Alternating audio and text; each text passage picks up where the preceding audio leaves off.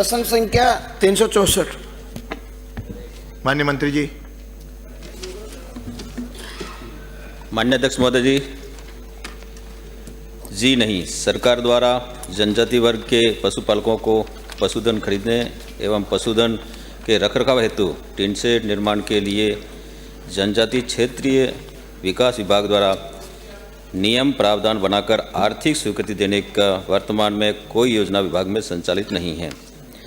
पशुपालकों को पशुधन खरीदने एवं पशुधन रखरखाव हेतु टिन शेड निर्माण कराने हेतु प्रस्ताव पशुपालन विभाग के माध्यम से प्राप्त होने पर उनकी आवश्यकता, बजट की उपलब्धता एवं उत्पादकता के आधार पर परीक्षण करा करके गुणावगुण के आधार पर विचार किया जा सकेगा।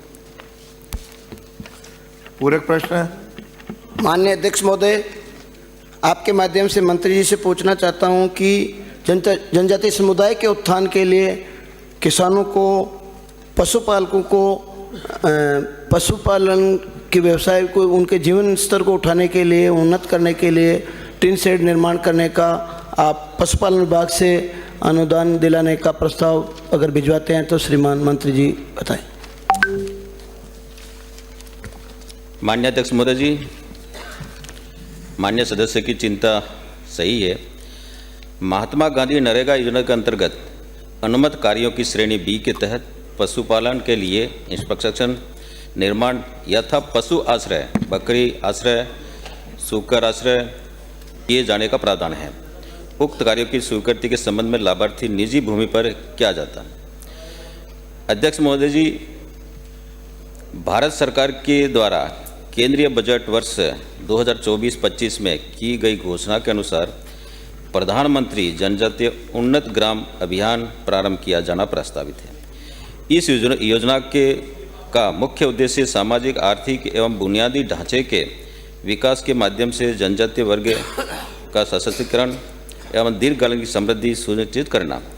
योजना के तहत पशुपालन विभाग द्वारा फॉरेस्ट राइट एक्ट के तहत प्राप्त जनजातीय पट्टा धारकों को भेड़, बकरी, मुर्गी एवं सुअर विकास के लिए अनुदान दिया जाएगा। भारत सरकार द्वारा प्राप्त गाइडलाइन के अनुसार अनुदान दिया जाएगा।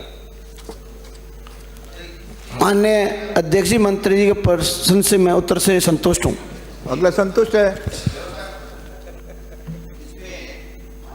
जाति मंत्री जी ने ये जवाब दिया है कि हमारे विभाग ये अभी का ये एक मिनट, एक व्यवस्था तो पूछो। क्वेश्चन में व्यवस्था का मैं उत्तर दे रहा हूँ ना, एक मिनट फिर आपसे। हमें ही पता है भगवान पहन के आए हो आप में जो माननीय सदस्य आपस में। मैं कह रहा हूँ जनजाति माननीय मंत्री जी के जवाब से अध्यक्ष महोदय मैं संतुष्ट हूँ पूर्ण रूप से। जब माननीय सदस्य संतुष्ट है तो अगला प्रश्न बोलने तो दो।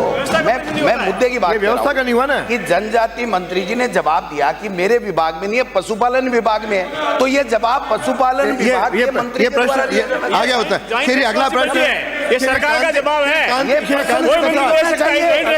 आपको किसने कहा यार? आपको किसने कहा? आप बैठिए, आपके संसदीय, अरे आपके संसदीय मंत्री खड़े हैं ना, ऐसा थोड़ी हर प्रश्न में हम बोलेंगे। आपके मंत्री तय है तो ये उसको मैं रखा में बैठाना। अरे मैं बैठा रहूं ना, बैठिए। अगला प्रश्न होगा जवाब कांति प्रसाद पूछे। बैठिए, अरे बैठिए, हो गया उत्तर हो गया। अध्यक्ष महोदय, हो गया। मेरे पास प्रश्न का उत्तर आ गया है। मैं आपके माध्यम से माननीय मंत्री जी से निवेदन करना चाहूँगा। प्रश्न पूछिए। कि आपने संस्कृत माध्यमिक विद्यालय के अंदर तहसील कार्यालय चला रखा है, वहाँ संस्कृत में जो पढ़ने वाले बच्चों का भविष्य खराब हो रहा है, इसलिए मेरा आपसे निवेदन है कि आप अपने तहसील भवन का निर्माण करवा दें ताकि उन बच्चों का भविष्य सुधर सके। हो गया प्रश्न, आप कुछ बोलना है? माननीय अध्यक्ष महोदय, माननीय सदस्य ने जो प्रश्न किया है उसका जवाब तो इनको मिल गया है। साथ में इन्होंने कहा है कि जो तहसील प्रतापगढ़ संस्कृत विद्यालय में चल रही है और वहाँ के उस विद्यालय की क्या स्थिति है, तो मैं आपको बताना चाहता हूँ कि राज्य सरकार के माध्यम से प्रशासनिक दृष्टि से आने वाले समय में इस तहसील भवन के लिए जो भी राज्य सरकार की नीति, प्रशासनिक आवश्यकताएं, वित्तीय संसाधनों की उपलब्धता के माध्यम से इस भवन का निर्माण किया जाएगा। और शिक्षा की दृष्टि में और संस्कृत विद्यालय की बात है, वो दूसरी जगह अगर व्यवस्था करके इसकी व्यवस्था करेंगे, ये आपसे मैं कहना चाहता हूँ।